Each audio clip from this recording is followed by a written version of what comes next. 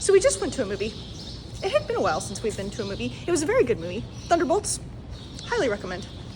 But I forgot that the worst part about going to a movie theater is stepping outside into the sunlight after going to the movie. It's like full on vampire mode.